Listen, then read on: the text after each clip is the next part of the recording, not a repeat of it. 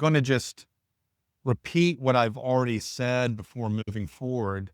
So to reread what we've last read, this is um, Matthew 1:18 through 21. And then I'm not going to quote Isaiah 7:14. I'm going to say that for later. So this is how my harmony is working out. Now, the birth of Jesus Christ was as follows. When his mother Mary had been betrothed to Joseph, before they came together, she was found to be with child by the Holy Spirit. I'm having this follow directly after the story of John the Baptist's birth. And this works out, given the way that I've laid out the order of events. Mary receives the annunciation on March 25th, 5 BC. She takes a 10-day trip to get to Ein Karam, where Elizabeth is, and meet her, greet her, talk to her, etc., etc. That happens starting on April the 6th. And she's there, Luke tells us, for about 3 months. That could be anywhere between 2.5 to 3.5 months. But I'm going to put it right around the 3-month marker. So she's going to be there. She's going to witness the birth of John. She's going to see him circumcised. And then she's going to go ahead and go home. So she will leave on June 27th, 5 BC, and she will arrive in Nazareth on July the 7th, 5 BC. And when she arrives, what's the first thing she's going to do? She's going to tell Joseph what happened. Now, she's 3 to 3.5 months pregnant at this point. Joseph proves himself to be a very kind and gracious man. It says, and Matthew is giving the story mainly from Joseph's point of view. And Joseph, her husband, being a righteous man and not wanting to disgrace her, planned to send her away secretly. Now, this tells you that he doesn't want any shame to come upon her. So he's very interested in keeping all of this a secret. He's not going to talk to anybody about this. I do believe that he did talk to at least one person, and I believe that for a couple of reasons. First, as a lay person, he's not an expert in Torah. He's probably going to go to his rabbi and get advice for this. And the circumstantial evidence that Joseph told at least one person would be the fact that later when Jesus is ministering, there are all kinds of rumors about his conception. And so the beans had to have been spilt in some sense. I don't think that Joseph went around and complained about it, but I think that he went to his rabbi and asked for serious counseling on how to do this. And I think his rabbi told him, well, the law gives you an option. You can either divorce her, or you can accuse her of adultery, in which case she'll be stoned to death. And he wanted to put her away quietly, meaning he would break the betrothal and he would just say something to somebody, whoever asked, but he would basically just give what we might call a noble lie. He would say, well, she had second thoughts, or who knows what he would say. But he's not going to say anything to bring disgrace or dishonor to her.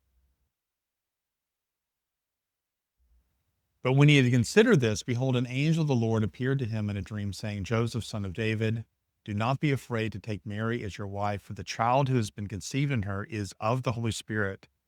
She will bear a son, and you shall call his name Jesus, for he will save his people from their sins. And Joseph awoke from his sleep and did as the angel commanded him, and took Mary as his wife, but kept her a virgin until she gave birth to a son. Graham Phillips has written a book on the virgin birth that it's one of the books that I gave all of you as a possibility to read. It's the least impressive of the critiques of the virgin birth that you'll read. He says that in the King James, especially when it says that before they had come to know each other, he says, look, these people, Joseph and Mary, didn't even know each other until after she got pregnant.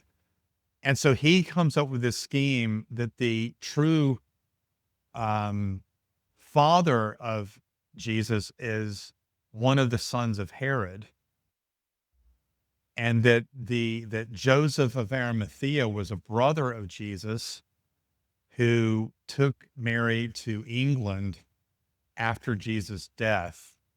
And that's so the Holy Grail mythology, all of that is really around Mary. So this is his theory. But as you can see here, Joseph knows Mary very well. The Gospels are very explicit that Joseph and Mary were married, and you only have a few options. You can either say that Mary had some sort of affair, and that's how she got pregnant, or she was raped. That's how she got pregnant. Or Joseph is really the father, and that's how Mary got pregnant. Or that Jesus was born of a virgin. I mean, those are really the only, I say, possible / plausible solutions. And so if you're going to reject the virgin birth, you're going to either have to say Joseph was the father, or there was a Jewish tradition out there saying Pantera.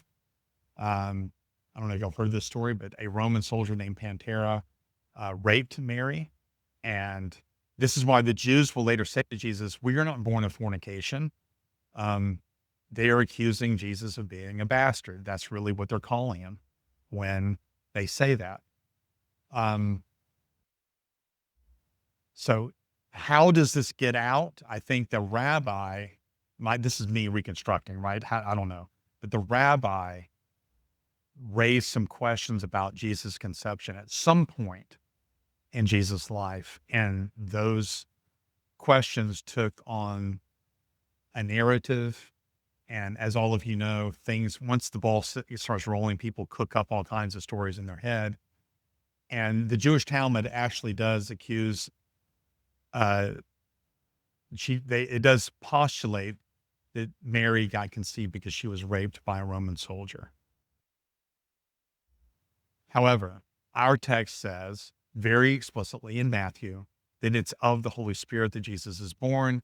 We're also told that that she's found to be with child by the Holy Spirit. And so this confirms what we read in Luke. Luke tells us very explicitly that she had never known a man before this moment. Okay, so before we go further, any questions about any of this?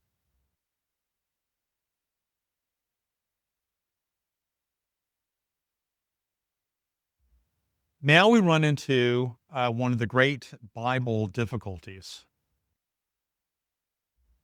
If you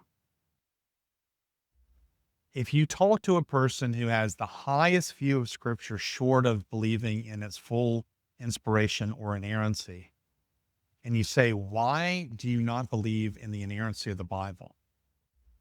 Almost everything we've talked about so far, they have no problem with. They would grant that there are no contradictions in the genealogies. They would grant those are easy issues to deal with. They certainly are not going to say that Jesus was not born of a virgin, because these people are often Christians. I have close friends who were Christians who are apologists, and they are not inerrantists. They do not believe that the Bible is inerrant in all that it affirms. But if you sat down with them, most of them, and said, "Well, okay, why do you reject inerrancy?" This is the text that they will very likely go to say, okay, this is not historically accurate. So here's the text. "Now, in those days, a decree went out from Caesar Augustus that a census be taken of all the inhabited earth. This was the census before Quirinius governed Syria. And everyone was on his way to register for the census, each to his own city. Joseph also went up from Galilee, from the city of Nazareth to Judea, to the city of David, which is called Bethlehem, because he was of the house and family of David, in order to register along with Mary, his betrothed wife, who was with child." Okay, so there's a lot here. Did Caesar give a decree for a census? The skeptic says no. We say yes. What is our evidence? Well, there is evidence. In 14 AD, Caesar himself wrote a document. He probably dictated it to a servant, right? But he wrote a document. The translation is the deeds of Caesar Augustus. And Caesar mentions several censuses that he actually ordered from the Roman people. The first two are in 28 BC, which is far too early for our text. And the second one that he mentions occurred in 8 BC. Okay. Now, Jesus is born in 5 BC. And so some people would say, well, it's hard to understand how that would refer to this census.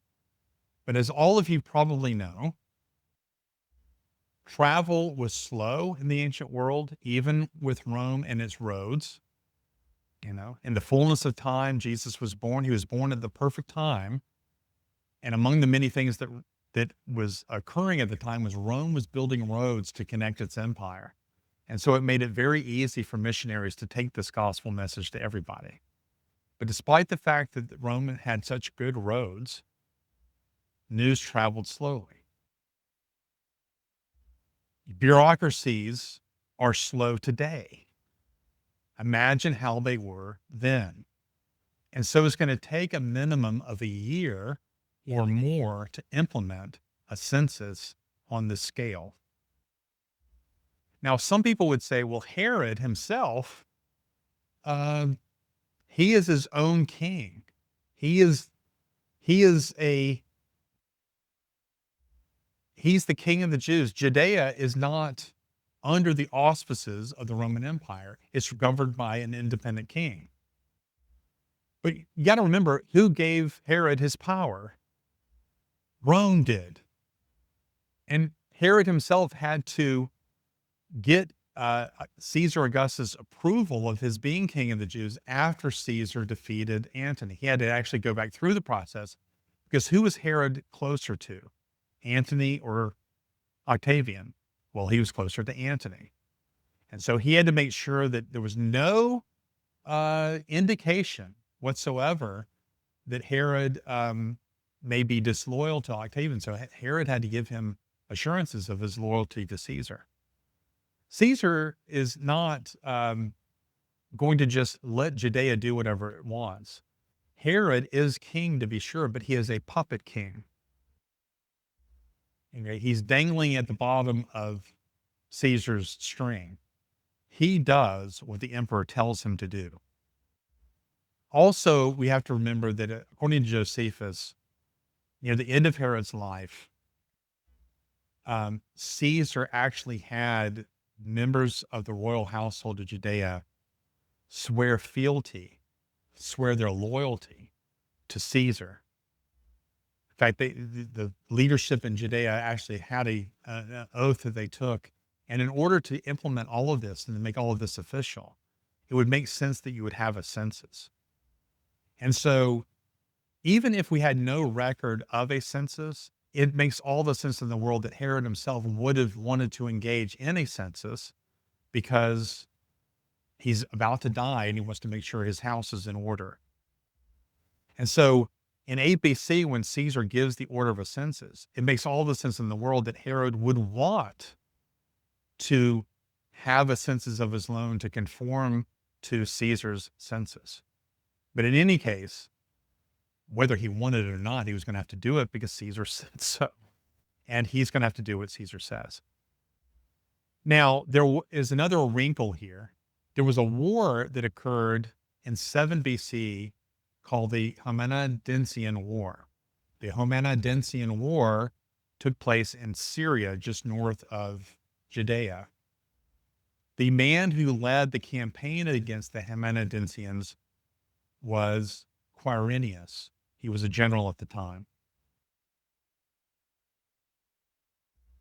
Usually a person of Quirinius's rank would not have engaged himself in quelching such a rebellion unless it were proven that conventional means were not going to work. In other words, a lower ranking individual would probably be the first to go out to quelch the rebellion.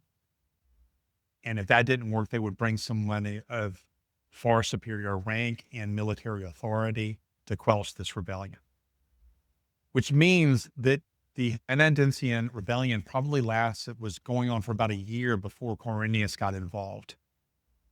So on my reconstruction, the Annunciation rebellion occurs in 7 BC. For about a year, the Romans are having a really tough time quelching it. And with a rebellion going on like that, guess what that does to Caesar's census and its implementation? It delays it. We are told that Quirinius, when he finally comes in on the scene, it takes him a while, about a year, to get things in order to get his campaign against the Amenadincians on track. So if he comes in 7 BC to begin to quelch this rebellion, it's going to take him about a year or more. Sorry, he doesn't come in 7 BC. Excuse me. The rebellion begins in 7 BC. Quirinius comes in 6 BC. Takes him about a year to quelch it, or at least to make things level off to where travel can take place again fairly safely. And so if that takes about a year for him to do that, then in 5 BC, that would be the year that Caesar's census is going to be implemented. Do I know this with absolute certainty that this is how it went down? No. I know that a census was given in 8 BC. I know that Herod is a puppet king of Caesar and he's going to do what Caesar says. I know that Luke, who is a historian of the first rank and who gets his details right every time, I can trust him when he says what he says. And I know that Jesus was born in 5 BC. That's what I know. Why would the census be delayed for about 3 years, at least as it's implemented in Judea? I've just given you a plausible explanation as to why.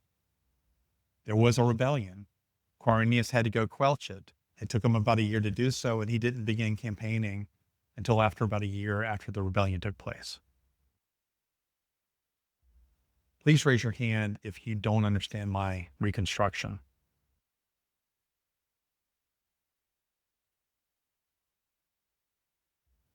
Yes.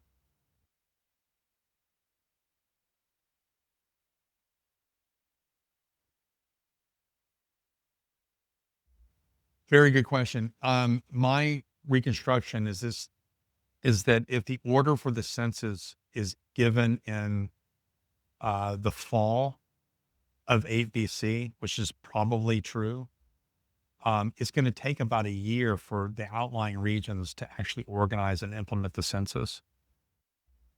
We're talking about bureaucracies, and they're always slow. So while Rome proper was probably counted in or about the year 8 BC, the other outlying regions are probably going to be counted a year later. According to William Ramsey, he argues quite well that censuses were taking place. They were always counted in the fall. That makes sense, by the way. If you're an agricultural society, you are planting your crops in the spring. No one's going to go anywhere. This is not a really great time to count people. Summertime is not a great time to travel. It's hot and so forth. And plus, you're an agricultural society. You're having to tend to your crops. But it's during harvest time when you can relax your work on the fields and go places. That would be a good time to count people for a census. So if you're a farmer and you're 10 miles outside of Rome, for us, that's a car drive. That's a 5-minute car drive. That for you to walk 10 miles is kind of a chore, you know? So it only makes sense that during the harvest time, when your agricultural duties are relaxed, that you would be counted in the fall. So William Ramsey's argument, he cites sources for this, but his argument makes sense even if we didn't have those sources, right? So on this reconstruction, Joseph is going to receive word about the Quirinian census just before or just after he hears this news from Mary. And by the way, think about how relieved he felt. I now must go to Bethlehem. He now gets to get Mary out of Nazareth so that the rumor mill doesn't start going really fast. I mean, she's going to start showing. I don't care how many layers of clothes she's going to be putting on. She's going to start showing in another month. And so they get married mid to late July. And then within 10 days of that, they're heading to Nazareth. I'm sorry, they're heading to Bethlehem. They're heading out of Nazareth to Bethlehem. And he has received this news. Now, he probably doesn't, I would doubt that he knows when he's going to be counted. But he at least knows he needs to be in Bethlehem for the counting. Okay. Does that answer your question or fairly well? I've tried to play devil's advocate through this whole reconstruction for a long time. And I have, obviously I don't know a lot of these details that I'm giving you, but this is a very plausible understanding of what's going on here. So, but I would love to hear your criticisms.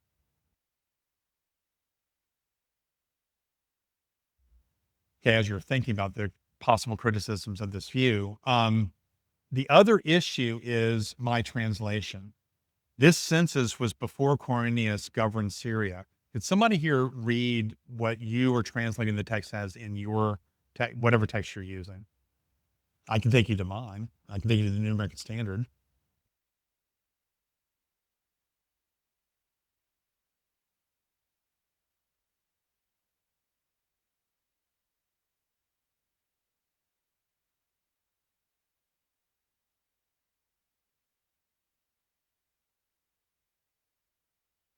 So Well, you can just read verse 2. this was the first registration governor of Syria. Okay, so say it again. Okay, so the Net Bible says this was the first registration. New American Standard says something very similar. This was the first census taken while Quirinius was governor of Syria. This is the most common translation. So why does Travis Campbell depart from the common translation and opt for this? What you're reading here is a possibility of what the Greek reads, but it's not the most common translation. And the issue surrounds the word before, or as you read it in your text, first. The word is protos. Okay. So why would I even go here? Well, it turns out that Quirinius was not governor of Syria in 4 BC. What is Quirinius doing in 4 BC? He's squelching the Homenidinsian rebellion. The war is not over until 1 BC. So Quirinius is not going to be governor of Syria until the year 6, AD 6. This is the problem. If I walk into the Society of Biblical Literature and I were to say, somebody please raise your hand if you know what the Quirinius problem is, they would all raise their hands. If you talk to a well-known skeptic and say, is there an error in the Bible? Yes. A provable error? Yes. This is it. The text tells us, according to most conventional translations, that a census took place around the time that Jesus was born when Quirinius was governor of Syria. When does Quirinius become governor of Syria? In the year 6. But the Gospel of Matthew tells us that Jesus was born during the days of Herod the Great, or Herod the First. When did Herod the First die? 4 BC. So Matthew has Jesus being born before Herod dies, and Luke has Jesus being born 10 years after Herod dies. So we have two problems here. We have the problem of there being a census in the first place, which I think I've answered. And the next problem is a contradiction between Matthew and Luke as to when Jesus is born. So first of all, do y'all see the contradiction that's being raised here? Well, I mean, you see that there could possibly be a contradiction. Jesus is born during the days of Herod, according to Matthew. Jesus is born during the days of Quirinius, according to Luke. So Luke and Matthew can't agree on when Jesus is born. Okay. Now, the first problem, or the first part of this problem, that there's a contradiction between Matthew and Luke, is actually solved in Luke itself. If you go to Luke 1:5, it says, in the days of Herod, king of Judea, there was a certain priest named Zechariah. So it tells us that John was conceived in the days of Herod the Great. Now, what that means is that as far as Luke is concerned, Jesus was born either during the days of Herod, because he's conceived 6 months after. He's either born during the days of Herod or just a few months after Herod dies. Luke is not specific as to when Jesus is born in terms of Herod's death. Right? So if all we had was Luke, we wouldn't know that Jesus was born before Herod died, but we would know that he was born within months of Herod's death. Do y'all see that? You have to say that because Jesus is conceived 6 months after John is conceived. That means he's born 6 months after John is born. And so he could have been born, for example, in April of 5 BC, maybe May or June of 5 BC, as far as Luke is concerned. It is Matthew who solidifies the point that Jesus is born before Herod dies. So there is no contradiction between Luke and Matthew as to when Jesus is born in terms of who was ruling at the time. All of you see that. What will the skeptics say as a counter? Actually have a response, but you have a very quick, there's a counter response and then you give them a rejoinder. The counter response is that all the sons of Herod are called Herod. Herod Antipas, Herod Archelaus, Herod Philip, okay? They're all called Herod. And so Luke 1:5 could very well be talking about Archelaus. Okay? So that doesn't get rid of the contradiction. And what can we say in response? Our rejoinder to the skeptic at that point is to say, no, it says Herod, king of Judea. Archelaus was never king of Judea. And therefore, it is a non-starter to try to say that this is one of Herod's sons who's ruling in Judea. Okay? So the contradiction is still averted. Now, some skeptics, like Dan McClellan, will say, okay, all this really means is that Luke is contradicting himself. Okay. Luke is contradicting himself if Luke is insisting that Jesus both was and was not born during the days of Herod the king. And he would be saying that if he's saying that Jesus was born while Quirinius was governing Syria, because Quirinius was governing Syria 10 years after Herod dies. So is that what Luke is saying? Well, at first glance, that looks like that's what Luke is saying, especially if you follow the line, this was the first registration while Quirinius was governing Syria. Now, one of the reasons why this is such a problem is because we know for a fact that there was a census given while Quirinius was governing Syria. We know this. In fact, we know this because in Acts 5, I think it's verse 37. I think I'm getting the right verse, but it's in Acts 5, Gamaliel, he will be quoted as saying, of a certain event that happened, a rebellion that happened before the census. And the census he's referring to is clearly the most well-known census that Jews knew of. I mean, if you were to go back and say 30 AD and say, what do you guys think of the census?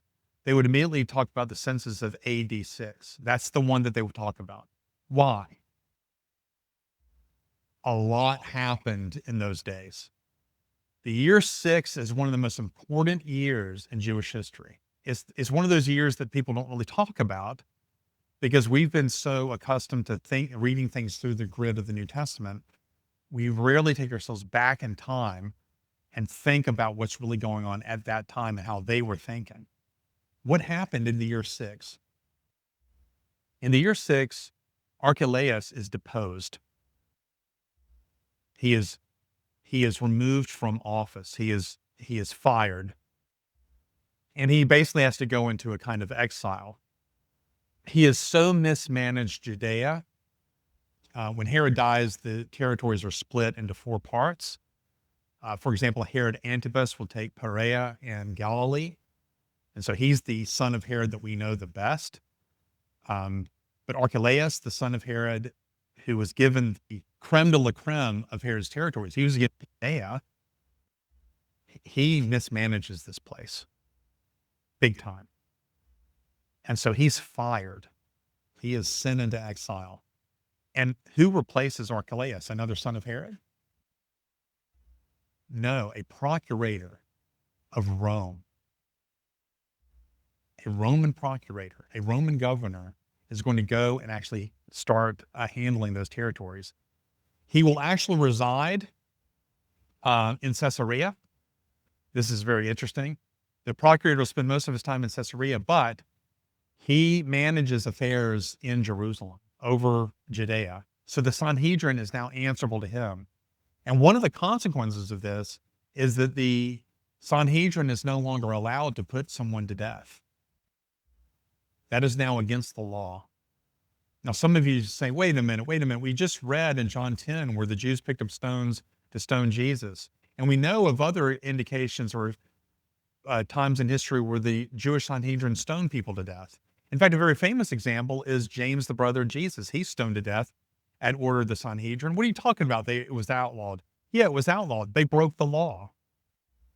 In fact, Josephus, in his commentary on the death of James, saying, they broke the law. He actually says it in so many words. So the Sanhedrin was willing to break the law. But that doesn't mean that they always broke the law. And so the reason Jesus is crucified and not stoned by the Sanhedrin is because it was against the law for them to do so. By the way, this also exposes the lie that is often given, well, there's no way the Sanhedrin would have ever met at night because that was against their law. Are you kidding me? It was against the law for them to stone people, and they were sometimes willing to engage in that. So yeah, they were willing to meet at night too. So there's nothing wrong with that. So can y'all see why in the Jewish mind, year 6 is going to be a big year for them? This is the year of a census. This is the year of a great census. This is the year that Archelaus is removed from power. And a procurator, a Gentile, is placed over us to rule us. And he removes our full authority to execute our own criminals. We don't have the scepter anymore. In fact, according to one Jewish tradition, a rabbi cried out, "Woe be to us, for the scepter has departed from Judah, and the Messiah has not come." It's very interesting, isn't it? How we doing? That, by the way, y'all should just, that preaches. That's a sermon right there. Okay, so we have those two events happening. A census, the procurator replaces Archelaus. Archelaus is deposed. The other thing that happens is that because the census is so controversial, and because the procuratorship over Judea is so controversial, a new sect in Judaism is born. They are called zealots. And the zealots actually have as their number one goal the removal of Roman power. So when a Jew living in the year 30 or the year 50 or whatever, when they're thinking back on this history, their minds are always going to go to year 6. It is a big, big year for them. Huge. Now, some people will say this text can't be historically accurate because you got Joseph having to go to Bethlehem to be counted. That doesn't make any sense. We don't have examples of people having to move to another place to be counted. That doesn't make sense. It does make sense in light of two facts. When you talk to a Jew and say, "Where are you from?" It is true that in common discourse, they would give their names as to where they're currently living. So Jesus is called Jesus of Nazareth because that's where he's born and was raised. But if I went to a Jew and I said, "Where are you really from?" They wouldn't think of themselves as from the place that they're currently living. They would think of themselves as from the place where their family originated. And so the reason the Jewish custom was, well, if we're all going to be counted, we need to go to the place where our family originated. It would only make sense that he would travel to Bethlehem because that's where the Davidic line was. That's where it started. Okay. And in fact, in the year 100 AD, we actually have the document. There was a order given for an Egyptian census where that very thing happened. The custom was for them to go to the place where their family originated. And so people moved to a place where they originated. So this is well known now. So we have verisimilitude in this Egyptian document. Now, the Egyptian document is 100 AD, give or take a few years. This is 5 BC. So no one would ever imagine that both censuses took place in the exact same way, but we do have the precedent given to us in this document that people were known to move to the place where they would be counted. Okay. So most people don't raise that objection anymore. So what do we do with this issue of Quirinius being governor of Syria when Jesus is born? What I'm giving you is a possible translation. And if you go to the first appendix that I've written, and I'm actually in the process of recording a reading of these appendices, and Ricky's going to accompany that with nice pictures and all that stuff. It's going to hopefully look like an inspired philosophy video. So I'm using Michael Jones as my paradigm as to how to put out a good video. It's probably going to fall far short. No criticism of Ricky or me, but we've never really done this before. But you can go to the appendix right now, and I give a very full and complete justification of my translation of this text. The fact of the matter is that protos can read before. And scholars like N.T. Wright and others, Ben Witherington, okay, scholars like that have endorsed this reading of the text. So I'm in fairly good company. In fact, even the scholars that reject it will say it is not impossible. They would say it's improbable, but not impossible. And even those who reject the reading of the text say they will admit that the grammar here in Luke, this is very unusual Lucan syntax. And so I think that this is a very good candidate for a secondary reading of the word protos. So this raises the question, if my translation is correct, and I'm not the only one that translates it this way, and I very rarely want to make a major doctrinal point by departing from a conventional translation. This is an exception. And some people would say, well, you're just doing this because you're trying to harmonize this with everything we know. I grant that that's my motive, but you shouldn't judge my motives. You should judge the evidence I'm giving you, right? But here's a good question that would automatically follow. If this is the correct translation, why would Luke say this is the census before Quirinius governed Syria? Like, why would he put that in that context? Why would he word it that way? Well, to give you an analogy, we all know what happened in 2001. on 9/11. If I say 9/11, all of you know exactly what I'm talking about. The World Trade Center was bombed, so much so that the Twin Towers fell. A lot of people don't know, or a lot of people forget, that that's not the first time the World Trade Center was bombed. In February of 1993, we believe that Al Qaeda tried to attack the World Trade Center then as well, and it was bombed and it caused damage. But that event has been totally overshadowed by 9/11.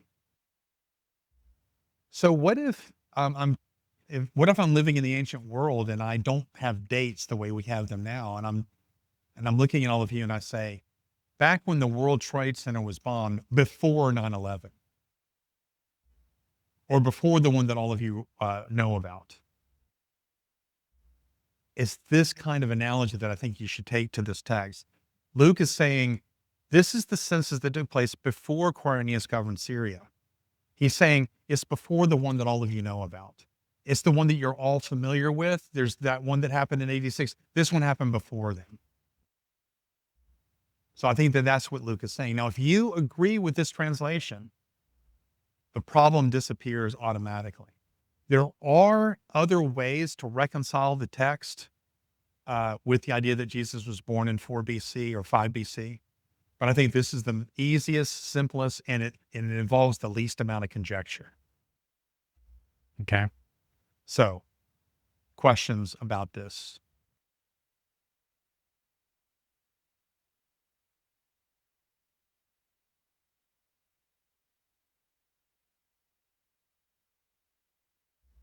So this census was before Quirinius governed Syria, and everyone was on his way to register for the census, each to his own city. And Joseph went up from Galilee. I believe he left in early August of 5 BC from the city of Nazareth to Judea to the city of David, which is called Bethlehem, because he was of the house and family of David, in order to register along with Mary. And then I'm following the New King James Version here. I think this is the best way to describe Mary's relationship to Joseph, his betrothed wife. Why is she called his betrothed wife?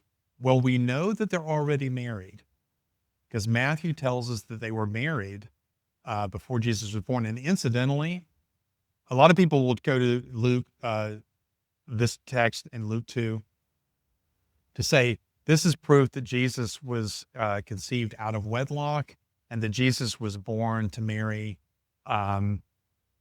before Joseph and Mary got married. And if you go to Matthew, they'll say, well, that just proves another contradiction, right, between the texts. Because Matthew clearly says that they were married before Jesus was born. And Luke is saying that she was betrothed to him. But you have to understand that historically speaking, it would have been impossible for Joseph and Mary to travel from Nazareth to Bethlehem alone as a couple. That would have been scandalous beyond the pale. So historically, it just doesn't make sense. So I think that what Luke is trying to communicate to us here is that on the one hand, they are married. On the other hand, they are still betrothed. Why? Because they have not consummated their marriage.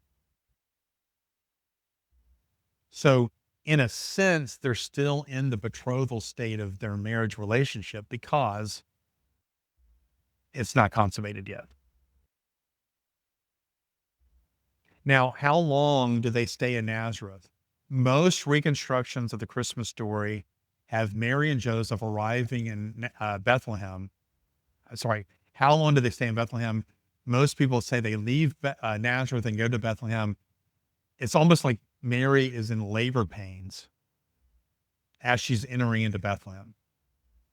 And then, of course, she's struggling and they're looking for an inn. They're looking for a hotel, right? And they're going around and saying, hey, and their innkeeper's going, no, no, no. They keep getting rejected by the innkeeper. And then finally, somebody leads them to a cave and she gets born in a cave or a standalone stable. And that's how it is. I find that to be as implausible as it can be. I just to take Mary as she's going into labor pains or soon about to give birth, I find to be incredibly insensitive on Joseph's part. And if she is showing she's about to give birth and they're still in Nazareth, what are most people going to think? They get married in July and the baby's born in December. They are going to automatically think that Jesus is an illegitimate child. Joseph leaves for Bethlehem not long after he hears about this order, the census, because censuses are taken usually in the fall. And so it makes sense that he would leave in late summer to go and settle in Bethlehem for a season as he waits to be counted. And I think that he would have other motivations, including keeping his wife's secret a secret for doing so. So he goes in August. And so they are there for about 4 months. I think that Joseph and Mary are going to be counted in late November or early to late November. Why?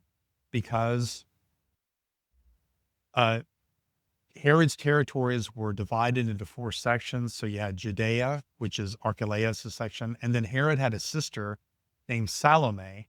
She gets Jamnia, which is a smaller section. And then Herod Philip II gets Iturea, Trachonitis, and then Herod Antipas gets Galilee and Perea. Galilee is the worst of the worst, the lowest of the lower from Galilee. Hence the statement, can anything good come out of Galilee? We can all imagine that Judea will be the first group of people to be counted because they're the most numerous. That's the heaviest population. We're going to get rid of that first. So probably all throughout August, people go from Jerusalem to Bethlehem to be counted. So Bethlehem comes from like it's this small little town, this little village is turned into a small town or small city, or I should say a big town or a small city within just a few weeks. Lots of people were bustling through there. There are no hotels, boys and girls, in the first century. There are no Holiday Inns. There are no inns to speak of. You do have inns on major roads or highways, but in a place like Bethlehem, do you think you're going to have a lot of inns in the conventional sense of the term? No. Luke doesn't use the common word for inn. So like in the Good Samaritan, when he's telling that parable, the Good Samaritan takes the man who's attacked on the road to an inn. That's not the word that Luke uses here. He uses the word kataluma, which means living quarters. So in those days, you have a house, and the upper story would be the living quarters, and the lower story, that's where all the animals were kept. And the heat from the animals would rise up and heat the home. This is how you heated your home, right? So what Luke is communicating to us here is that when Mary and Joseph arrive in Bethlehem, they go to probably some people that Joseph knows or acquaintances, or maybe even strangers that are going to take Joseph in and let him live in exchange for carpentry work. And so he comes into this home. There's no room for them in the inn. There's no room for them in the kataluma, the living quarters. And so they have to sleep down with the animals. And so it says, while they were there, the days were completed for her to give birth. And she gave birth to her firstborn son. And she wrapped him in cloths and laid him in a manger because there was no room for them in the inn. That is to say, kataluma, the living quarters. And so Joseph, I surmise, did some sort of work in exchange for him being allowed to stay at this home and serve out those days until Jesus was born. And when the registration happened in early November, Mary is far along now and is probably not fit to travel on a donkey all the way back to Nazareth. And remember, Joseph has a motive for keeping her in Bethlehem. And so they stay in Bethlehem. Okay, so that is my reconstruction of the Christmas story. What questions might you have?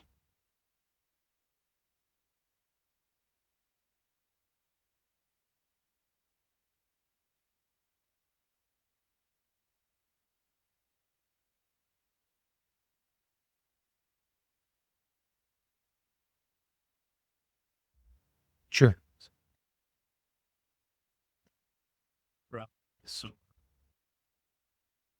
it's there. The census too was more important to work for some. But you're saying it's not a farmer, so it's not a,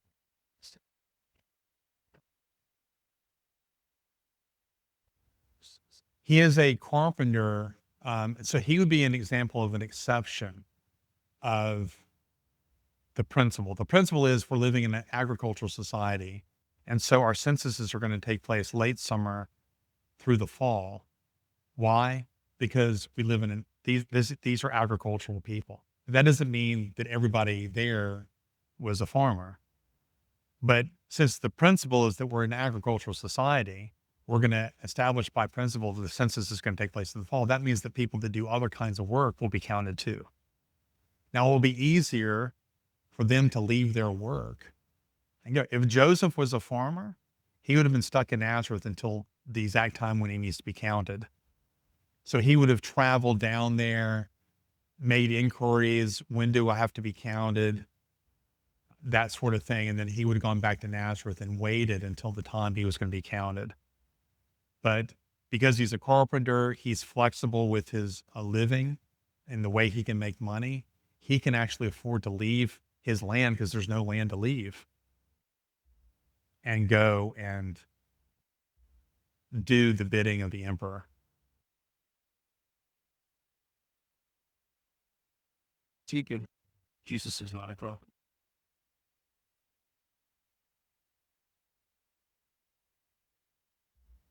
I have never heard that. Obviously, Jesus may not have been a carpenter all of his life because he does become an itinerant preacher, but he's known as the son of the carpenter. And I think some even called him in Mark 6 a carpenter. I'll have to look that up, but I don't know of any. Yeah, you can help me out and find that for me. But there is a gospel that actually calls him a carpenter. So he was known as that among the people. So, I mean, I think that usually you followed the trade of your father. And so Joseph would have naturally trained his son in carpentry work, his adoptive son, as we know, but he would have trained him in that. And that's what Jesus would have done until it was time for him to go out and minister. In Mark 6:3, as he's talking about the prophet without, they ask, is he this carpenter? Is he? Yeah. Okay. So that's it. So Mark 6:3, isn't this the carpenter? Isn't this Mary's son? So anybody else? One of the things that I refuse to do as I'm reading through the Gospels is I refuse to let the compressed narrative um, fool me. And what do I mean by that? Well, notice that they travel to Nazareth and she's betrothed to his child. And then it says, while they were there, the days were completed for her to give birth. Well, a lot of people take, in two verses, we have these statements given. And so people will read that and say, oh, obviously he was born right after they arrived. You have a similar thing going on with the wise men. So the Magi see the star. And so most people and most movies do this. And it really drives me crazy when movies do this. The Magi look at the star and they go, oh, looks like the Messiah was born in Israel. Let's go to Israel. Why would pagans look at a phenomenon in the night sky and just automatically go, oh, I guess a king is born in Bethlehem. Let's go. Or at least a king is born in Israel. Let's go. No, those guys are going to take weeks, if not months, trying to figure out what the meaning of this astronomical event. They're not just going to look at the night sky and go automatically, oh, yeah, sure, Messiah, Israel, we got it. They've never read the scriptures. They've never seen any of this kind of thing before. Then they may have seen the astronomical phenomenon, but for all they know, it's a king born in Timbuktu. I mean, they don't know. So that's going to take time for them to think about it. So when the text reads, well, we saw a star and came here, that's a compressed narrative. Matthew is just giving us the skinny on this. Why is Matthew giving us the skinny on this? Why are the scriptures so often terse and brief? Because paper costs money. So if you're going to write so many lines on a parchment, you got to have something important to say, because it's going to cost a lot of money to produce that. And so you are going to engage in this kind of compression, right? So before I go further, any insights or sonnets or poems?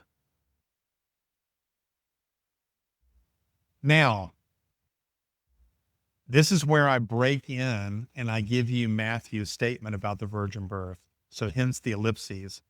And all this took place to fulfill what was spoken by the Lord through the prophet. Behold, the virgin shall be with child and shall bear a son, and they shall call his name Emmanuel, which translated means God with us. So that's Matthew citing a prophecy about the virgin birth, to wit, Jesus fulfills this prophecy. Now, if you know anything about biblical criticism, you know that this is a controversial text. And there are two charges laid at the feet of Christians when we cite this text, saying that Jesus fulfills prophecy because of the virgin birth given in Isaiah 7:14. The first criticism is that Isaiah 7:14 uses the word alma, not virgin. If Isaiah wanted to convey the idea that it was going to be a virgin birth, he would have used the word betula. That's the word for virgin. But instead he uses the word alma, which means young woman. It doesn't mean virgin. The second criticism is that when you read the context of Isaiah 7, it is clearly not a messianic text. It's not talking about the coming of the Messiah, but it's talking about a sign that is given in Isaiah's day regarding a war that was taking place between Ahaz and these two kings, the king of Ephraim and the king of Aram or Syria. That is the Syro-Ephraimitic War, rather, that is being discussed, not some future Messiah that's going to be born 700 years after Isaiah. So what is the charge? Matthew has mistranslated the text, and he's also ripped the text out of its historical context, and therefore Matthew is deceiving you. He's lying to you. And that kind of rhetoric will sometimes be given by some critics, especially some of our Jewish critics that attack our faith. Okay? Y'all understand? How many of you have not heard that argument before? Okay.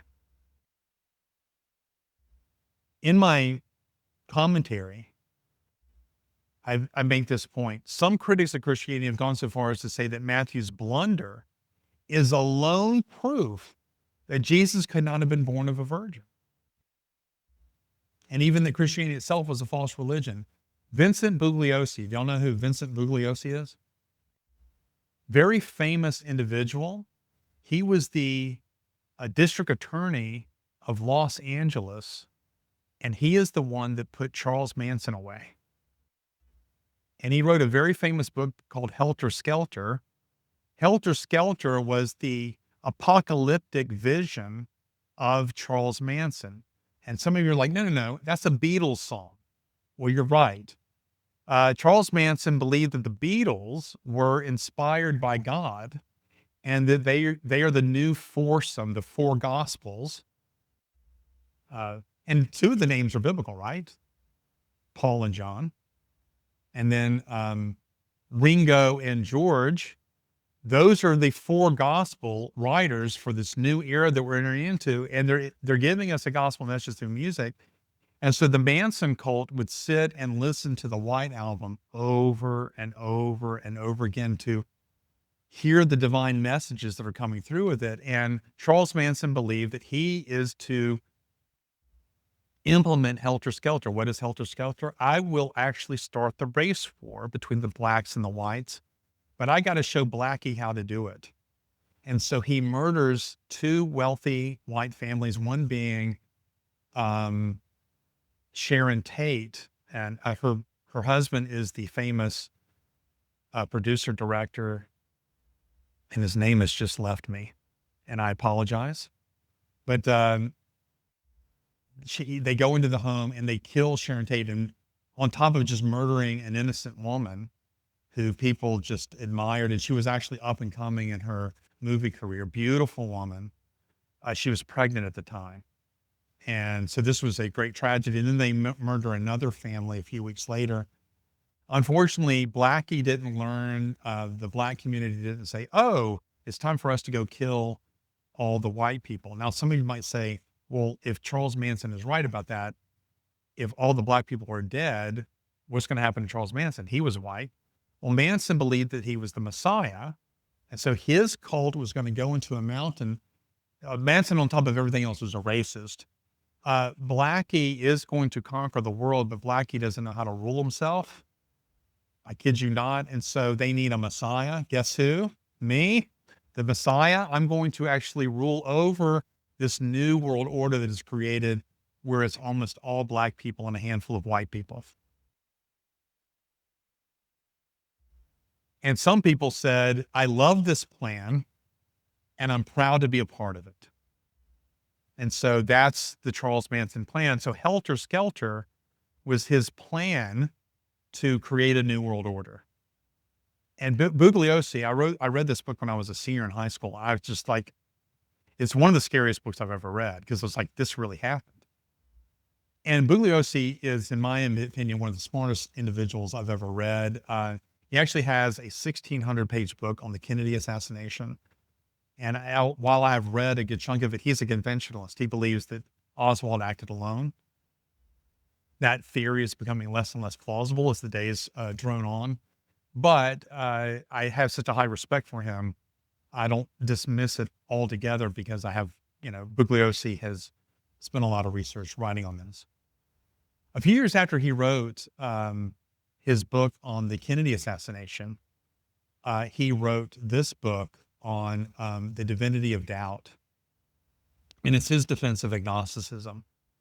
And while Bugliosi is partial to first cause arguments for God's existence, he thinks that Christianity is one of the dumbest religions that you could ever foist upon humankind. And so it's a book written by a non-philosopher. That's okay. He's not an expert in the field of religion, but he is clearly well read in this area. And it's worth reading. He's a very well-informed layman on issues theological. But here's his argument for why the virgin birth could not have happened based on what I've just shared with you. He says, what's the fallout from this? What is the fallout from Matthew's blunder regarding Isaiah 7? It couldn't possibly be more devastating to Christianity. Matthew, who created Christianity's belief in the virgin birth of Jesus. Okay, I want to repeat that. It's very important. Matthew, who created Christianity's belief in the virgin birth of Jesus, expressly quotes Isaiah 7:14 to support his assertion that Jesus was born of a virgin. In other words, Matthew is stipulating that his averment that Jesus was born of a virgin was based on the prophecy of Isaiah in Isaiah 7:14. Therefore, when Isaiah 7:14, whose words in Hebrew started it all, falls, so does Matthew's virgin birth of Jesus. So once we know that the prophecy, the so-called prophecy of the virgin birth, is not a prophecy of the virgin birth, we know that Jesus was not born of a virgin. So the argument goes as follows. I can just put it in a modus ponens form. If Isaiah 7:14 does not predict the virgin birth of the Messiah, then the Messiah is not to be born of a virgin. And it just so happens that Isaiah 7:14 is not predicting the virgin birth, and therefore no one who is called the Messiah is to be born of a virgin, which means that Jesus was never born of a virgin. So, before I take a look at this, do you have any questions about the argument itself?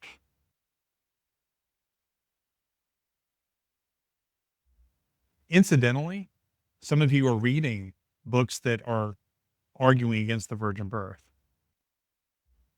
Every single one of them will give some version of this argument, to wit, the virgin birth probably didn't happen because Matthew totally misinterpreted the text.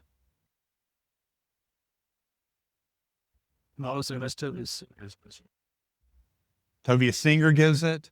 Gerald Segal gives it. I mean, Graham Phillips gives. I mean, all these books that I've assigned you're to read one of them, right? But all these books that I've assigned to you to read a book against the virgin birth, they're all going to go to Isaiah 7:14 and give something like this. So I quoted Bugliosi because he's the most explicit about it, but I could have given you other examples of this kind of argument. So this is a very, very, very common argument against Christianity, against classical Christianity, which has a Messiah who's born of a virgin. Any questions?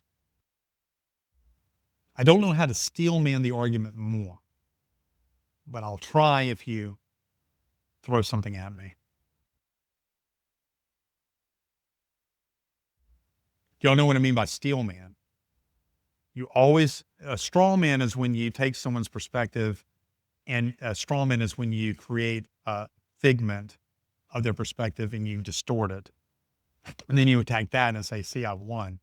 Steel manning someone's position is the exact opposite. You're trying to make it sound as strong as possible. You don't hold back. So whenever I'm reading skeptical literature, the first thing I try to do is I try to outline the argument and how they get to their conclusion. And then I try to actually make the argument better. Let's steel man this. Let's make sure that if the critic has missed something in their step in the argument, let me provide a premise that would strengthen their argument, right?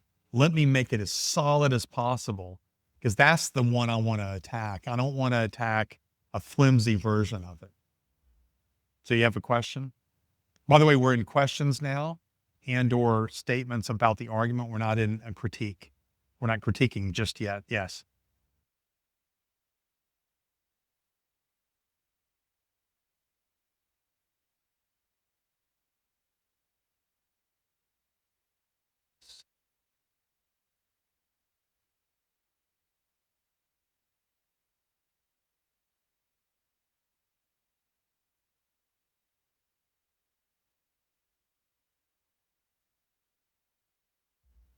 Right. So the argument is Matthew's coming through the text. He's making up a story about Jesus.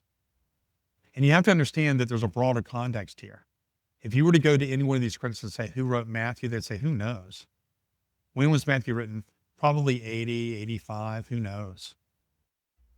Right? So you have to understand that's the broader context. Why did I do what I did early in this semester?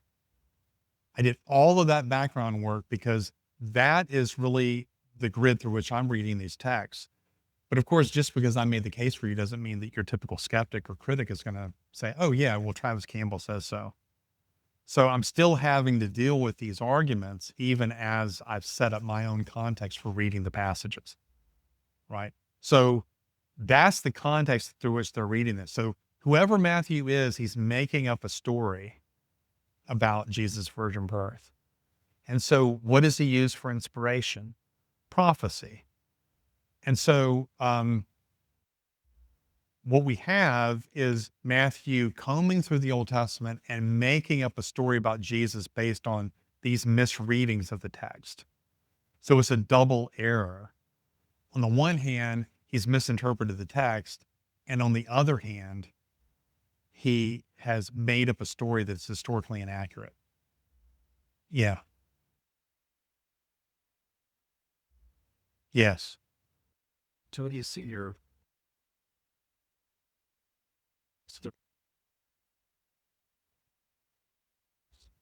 Yes.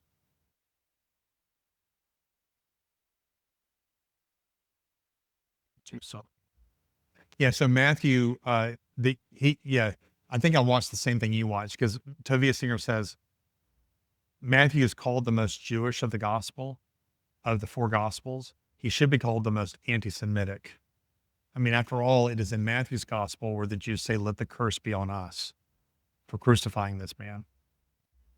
And since Matthew is the most anti-Semitic, he's got anti-Semitic motives. He hates the Jews. And so he's using these texts to show you're a bunch of idiots. You don't understand anything. So this hatred of the Jews, this is Tovia Singer's reconstruction. If I think I understand it right, his hatred of the Jews motivates him to just find these texts, and he doesn't think about context. He doesn't think about language. And he just mistranslates, misinterprets the text, and throws it at his readers and says, see, these Jews don't even understand their own Bible.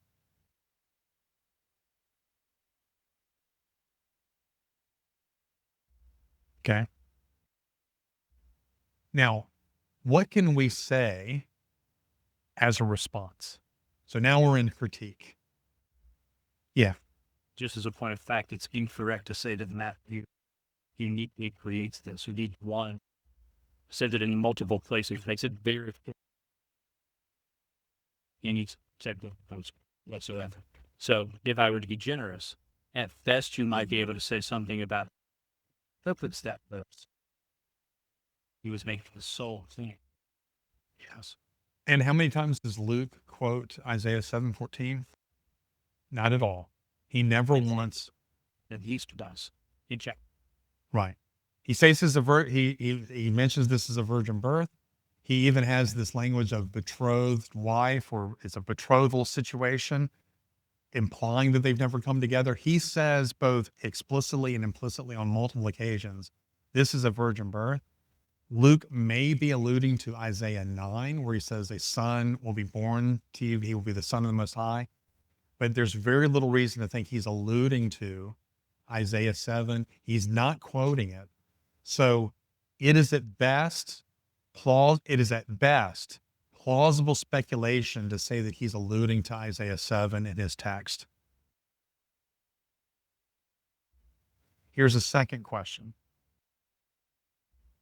If it is Isaiah 7 that inspired Matthew to come up with this text, why would he do so if no Jew at the time was reading this as a messianic prophecy? What would motivate me to ever give any argument for my religion to anybody and expect somebody to think, oh, that's a good argument? It's because we have a shared understanding of something. So take the cosmological argument for God's existence. Whatever begins to exist has to have a cause, and the universe began to exist. Therefore, the universe has a cause.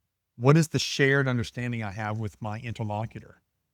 The shared understanding is we both agree with the causal principle that events have causes. And we also agree that the universe had a beginning because we both want to believe in science, and science strongly suggests these days that the universe began to exist. I wouldn't offer the argument if I didn't think that it would be persuasive to my audience, right? That would be crazy. What would motivate Matthew to quote a text that is non-messianic? He may have been anti-Jewish. He may have hated the Jews as much as Tovia Singer thinks he hated them. But that doesn't mean he's going to give an argument that is just going to fall flat on the Jewish audience. Now, maybe Matthew is writing to a Gentile audience and he's just trying to deceive them. Possible, but unlikely. And here's why I think it's unlikely. If that were true, you would see him constantly interpreting the significance of his sayings to his audience. Now, he does interpret the significance of the saying that the child will be called Emmanuel. He translates that as God with us. But I think that that is Matthew telling his Jewish audience, hey, are you really sure you understand the implications of this name? Are you really sure you want to say that the Messiah is not God? But if you want to look at a gospel written by a Jew to a Gentile audience, read John. Every time he needs to, he says something to his audience that they wouldn't necessarily understand, he gives them the significance of it. So like he says, he mentions when the first time he uses the word Messiah, he says, which means Christ. So to the Gentiles, they're familiar with the word Christ, but they're not familiar with the word Messiah. And so he's telling them, oh, the word Christ means Messiah. It's the same thing, just two different languages. So are you getting this point? We would expect Matthew to do a whole lot more exposition of these issues if he were just trying to deceive a Gentile audience by quoting Jewish texts. So to me, there's a catch-22. If the text inspired him to come up with this story, then that means that there were a lot of Jews at the time interpreting the text messianically. In which case we have a good reason to think that the text is a messianic prophecy about the Messiah. However, if the text is not messianic at all, then Matthew is inspired to tell the story of the virgin birth through some other avenue. Here's my worst case scenario. Matthew misinterprets Isaiah 7:14 like crazy. He just doesn't get it right. But does that mean that Jesus was not born of a virgin? No, that's exactly what you were getting at. How does the misinterpretation logically entail a misreading of history? Here's a possibility. Matthew knew of the virgin birth, and he believed the virgin birth because he believed the resurrection. So he's already a believer, and then someone tells him about the virgin birth. He's like, yeah, if God is going to end Jesus' life in a miraculous way, why wouldn't he begin it in a miraculous way? And in his zeal to promote this wonderful fact about Jesus that he was born of a virgin, he misreads a text in the Old Testament. Is that possible? Yeah. Is that good for us as Christians? Do we want to say that? I don't. I don't want to say that in his zeal he misinterpreted a prophecy, but I'm saying if that were my worst case scenario, if that were the best I could do, I would have no refutation here of the virgin birth. In fact, I point this out here in the footnote. Let's see.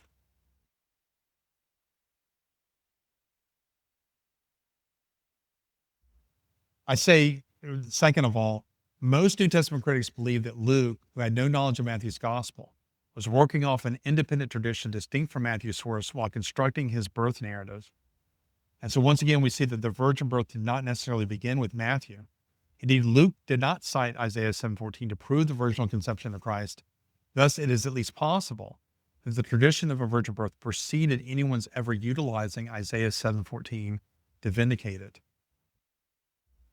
Third, this possibility becomes highly probable when we note that according to at least some New Testament scholars, Matthew's own birth narrative was originally crafted without any appeals to Scripture. This is quite easily discerned when we notice that after the genealogy, the Matthean birth story is divided into 5 sections: the betrothal dilemma, the herald of the Magi, Herod's schemes and the Epiphany, the slaughter of the innocents, and the return from Egypt. All of these quotations of the Old Testament, all of Matthew's quotations of the Old Testament, are given at the tail end of each pericope. So you can actually divide the pericope very easily, and the quotations are just sort of a summary, noting the significance of the event that you just read about. The only exception to this seems to be the quotation of Micah 5:2, which seems to be an integral part of the literary unit. Okay, so it's an exception that proves the rule. To illustrate the point being made, consider the first pericope of the Matthean birth narrative, which is Matthew 1:20 through 25, wherein the citation of Isaiah 7:14 is followed by Joseph's obedience to the angelic vision. Here one may notice that the story flows much more easily and smoothly if one reads verses 21 and 24 in succession, thereby cutting out the quotation and commentary on the Isaianic text, the very reading given in this harmony. In all probability, then, either Matthew's source or his first rendition of the narrative lack these Old Testament verses. So Ben Witherington says this. He says the very structure of the 5 pericopes in Matthew 1 through 2 seems to be determined largely by 5 formula quotations, which are frequently the focus of scholarly attention. Nevertheless, it is the incidents of the story which have led to the collection and structuring of these quotations in their present form. Nowhere is it more evident that the story has led the author to an appropriate scriptural prophecy to relate to it than at the close of the birth narrative, where we find the problematic but ostensible Old Testament quote, "He will be called a Nazarene." The way the author uses these quotes may reflect the midrash pesher technique, but this is a very different matter than the suggestion that the author's very narrative is an exercise in creative midrash on the Old Testament. Matthew's text for the story is not primarily the Old Testament, but a collection of traditions about Jesus' birth, which he has reshaped and retold in light of Old Testament prophecy. The effect of the concluding narrative sections by recalling prophecies is that the prophecies seem almost like an afterthought brought in to confirm information already given in the narrative. In fact, the function of the quotes is to confirm that some rather unusual twists in the story all along part of God's plan. One can almost imagine Matthew reading his first version of the story for the first time and hearing exclamations from the audience like, "What a strange story with so many twists and turns." And so for his next edition, Matthew combed through the Old Testament and found prophecies that displayed God's hand in these matters. If Luke possessed a tradition that spoke of Mary being a virgin when she conceived of Jesus, and if Matthew's original version of the story lacked any reference to a prophecy of the virgin birth, then the traditional Christian belief in the virginal conception of Christ in no way stands or falls on a particular interpretation of Isaiah's prophecy. Rather, it stands or falls on whether the virginal conception of our Lord is indeed a fact of history. So, what are our options? Well, there are 5 possibilities. I'm going to read all of them all the way through for you. But you could say that the virginal conception of Christ is a false myth. That's an option. Another, the virginal conception of Christ is a fact of history. Matthew learned about it from either Jesus' brother James, who in turn received it from his father Joseph. Unfortunately, Matthew's zeal often blinded his discernment, and he gave a bad translation and bad interpretation of Isaiah 7:14. Or Matthew is employing a method of interpretation called midrash pesher, wherein the interpreter is applying a passage of the Old Testament, which in context clearly speaks of events the original author is experiencing in his own day, and the author is well aware of what he is doing, and hence Matthew knew that Isaiah 7:14, for example, had nothing to do with Jesus in its original context, and yet he utilized the prophecy in order to draw parallels with Israel's history and the one he had come to believe as the Messiah. So that's another option. Another option is to say that Matthew knows that Isaiah 7:14 was fulfilled in Isaiah's day as a young woman gave birth to a child of hope. However, he sees in the text warrant for a dual fulfillment. So there's 2 fulfillments of the text. And then finally, number 5, Matthew correctly interpreted Isaiah 7:14.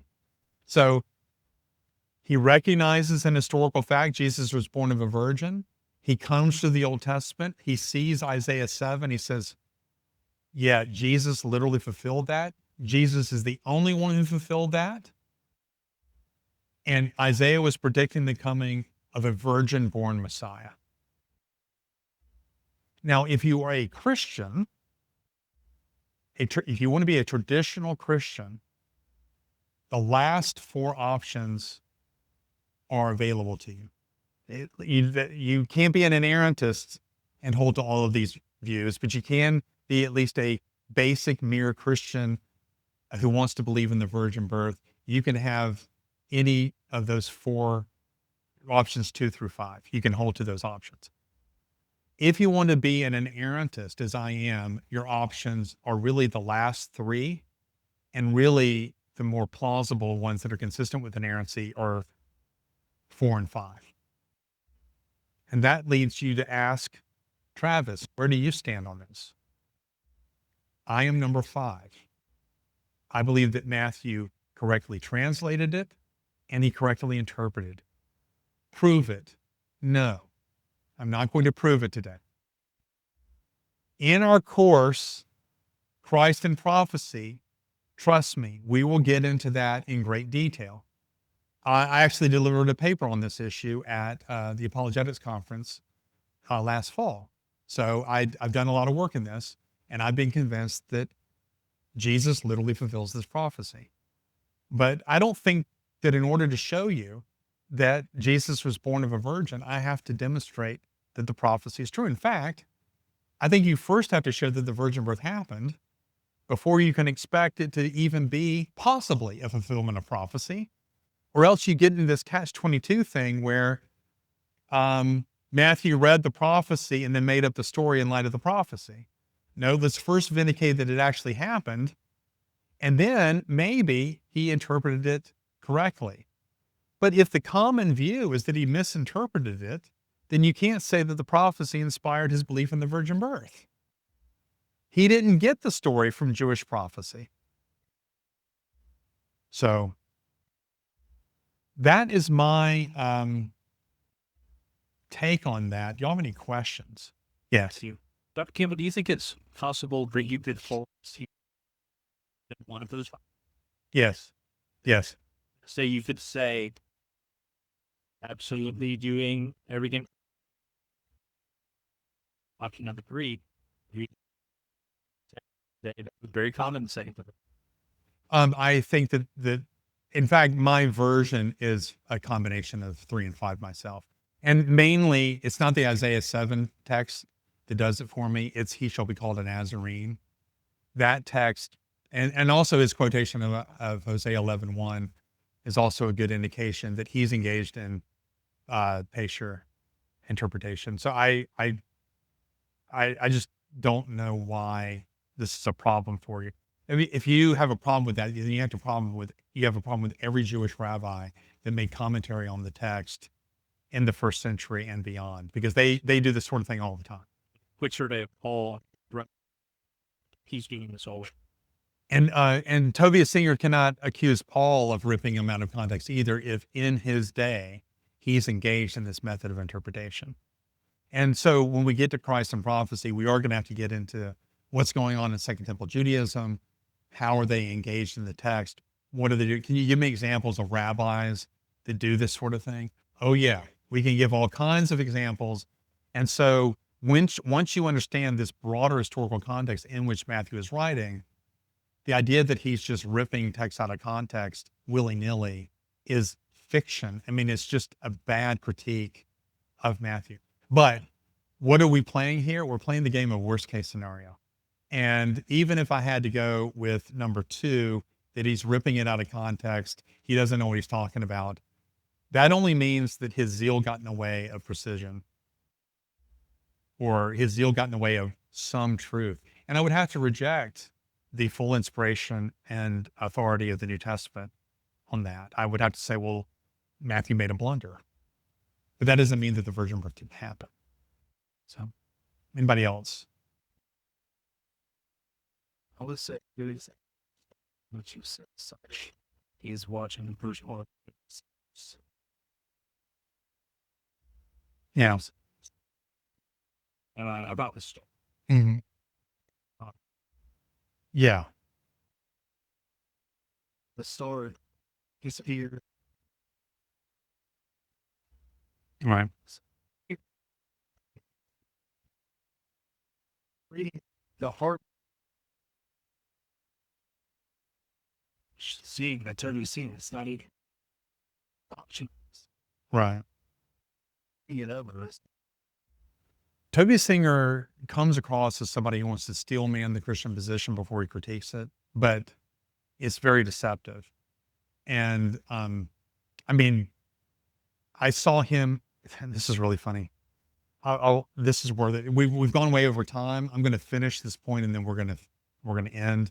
I'll handle any questions before we break for good. But just to give you an illustration of Toby Singer doing this, and I may have told all of you this before, but it's worth repeating, that you'll remember when I said that the Jews between the Testaments wanted to elevate the transcendence of God so as to avoid idolatry. So it's now very common for Jews to say things like, the man that Abraham met in Genesis 18, who is warning him about Sodom and Gomorrah, that man who is called God in the text, the angel of the Lord and so forth, that is not God. It is just an angel who represents God. And so an Orthodox Jew told me in one occasion that when Jacob wrestled with God, he's not wrestling with God, he's wrestling with an angel. In fact, he thinks he's wrestling with Satan. According to Jews, Satan is not really the enemy of God. He's more like the loyal opposition. So he's on God's team, and God sends him to correct or test Israel on a regular basis. Okay, so, and this might be worth us just doing very quickly. I want to make sure I got the right text.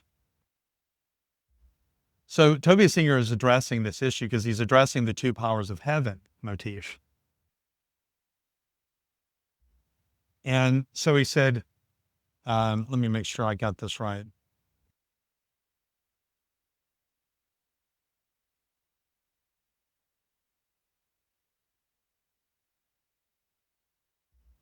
I might not be getting the exact verse, but he says in response to the two powers of heaven motif, he says, like when Jacob wrestled with God, he's not wrestling with God, he's just wrestling with an angel. And then he quotes Hosea 12. And it's like, it's been a while since I've been in Hosea, so let me go to Hosea. And of course, instead of just reading the one verse he quoted, which I believe it's verse 4, Hosea says, yes, he wrestled with the angel and prevailed. That's all you need, right? So I said, So I went to Hosea 12, and I followed the rule of any hermeneutics professor would tell me to read it in context. Start with verse 1. Ephraim feeds on wind and pursues the east wind continually.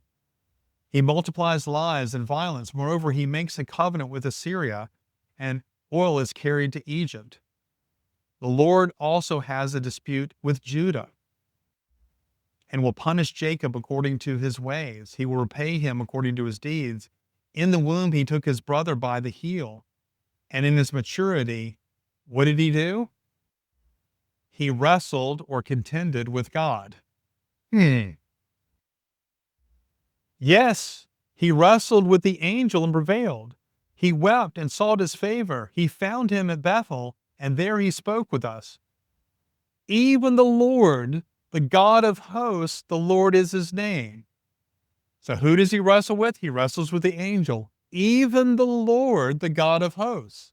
So go to Hosea 12, read it, and Hosea is clearly saying that the angel that Jacob wrestled with was indeed the Lord of hosts.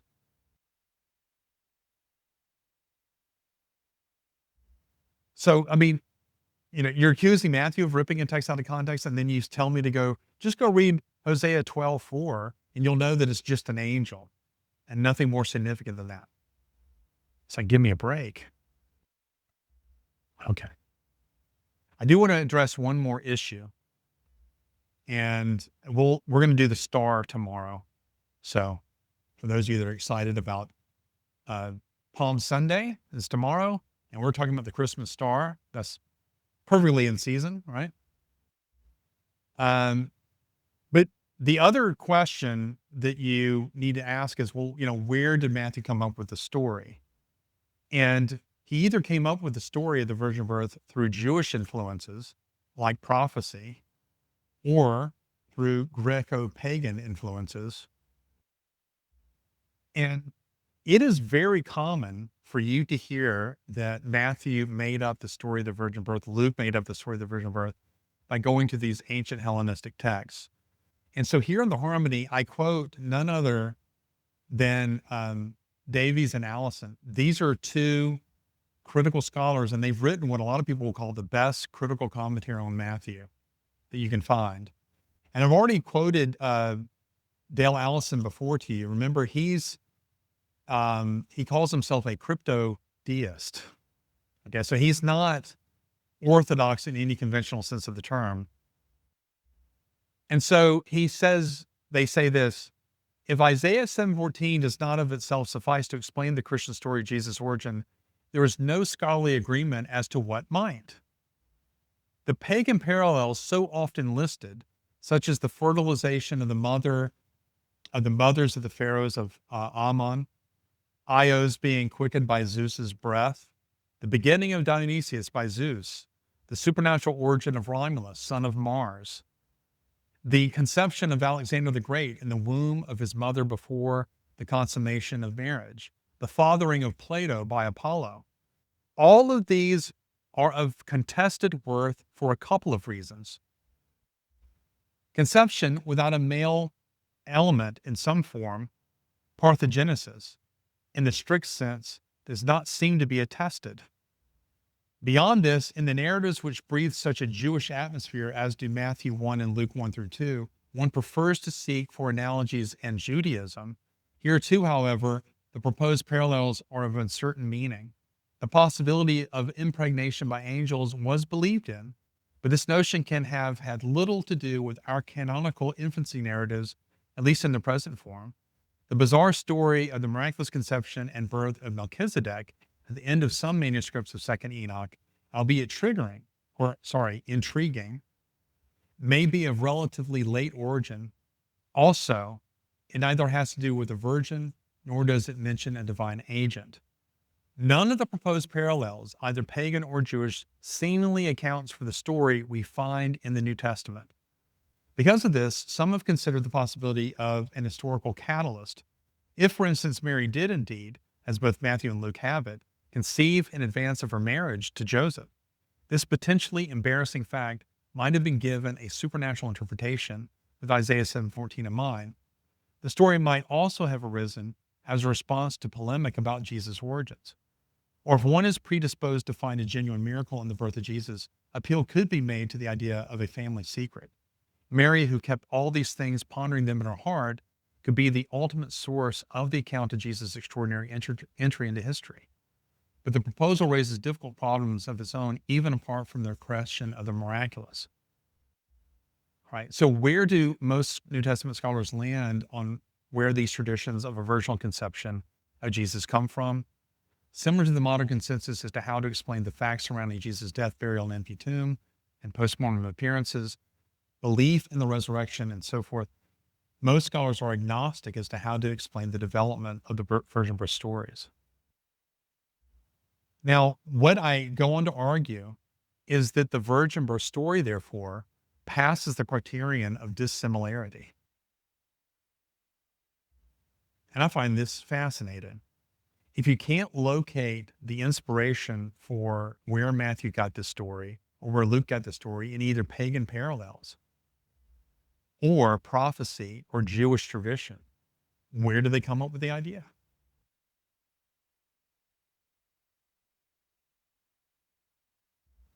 You could have very easily had a story of Jesus' mother being raped and Jesus being conceived. And you might say, well, there's no way Christians would believe in Jesus then. Oh, really? They believed in a crucified Messiah. So why couldn't Christians speak of redemption of Mary? That after this horrible experience, a lowly woman who has been abused by a man and made her son the highest of highest. It would preach very well. You can imagine preachers right now talking about this story and how wonderful it was. And Christians would be the laughing stock of the world if we went around with a story like that, but we were already the laughing stock of the world by proclaiming a crucified Messiah. So if you believe in a crucified Messiah, you can redeem almost anything. And so I don't think that Matthew or Luke had a motive to create or invent this story. And so I agree with Dale Allison and W.D. Davies. I think that they are right to say, hey, maybe the source of this was Mary pondering them in her heart. And so Luke is indicating to us what his source is. He got this story from Mary. And Matthew doesn't really tell us what his source is, but he could have gotten it through Mary. But I think it's more plausible because he tells it from Joseph's point of view that he got it through Joseph somehow. I think Joseph is dead when Jesus begins his ministry. So I think it's highly unlikely that Matthew could have done that. Although it is possible that Joseph lived into Jesus' days. He's just never mentioned during Jesus' ministry as being alive, and we would expect him to be. So we've all surmised that he is dead by then. But Matthew could have gotten it from James. You can imagine James looking at Matthew going, my dad told me the story and I never believed him. It just seemed too weird. And why would James have that attitude? Well, if you were growing up and your mom is always saying, why can't you be more like Jesus? You'd hate the guy too. And, I've given that as a kind of a throwaway line. I've never had people that don't chuckle a little bit when I say that. You all know that that's true. If your brother was the Messiah, you would hate his guts. Or even worse, if you thought all these people think he's the Messiah, and he said some pretty harsh things to me, judgy things. I don't like him. You would not like him. You wouldn't believe in him. But then the resurrection happens, and James says, I guess it was all true. I guess it was all true. Now, we do have later stories, and this is one of the things that Allison and Davies allude to, of Mary thinking that Jesus is demonic. I'm going to just tell you, and then I will try to show you later when we get into those texts. I don't think that Mary is among the people that are accusing Jesus of being possessed with a demon. I think Mark goes out of his way actually to exclude her from that. But that's not clear on a first read. And so some people, I think, get confused there. So I think I've answered all the objections that I'm aware of to the virgin birth. And we can talk about this more. But do y'all have any questions before we close out?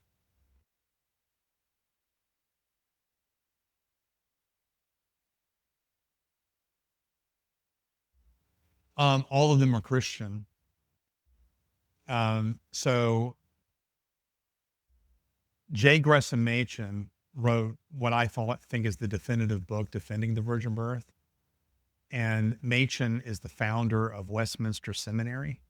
He was Reformed, and he is sort of the heir of the old Princeton apologetic for Christianity.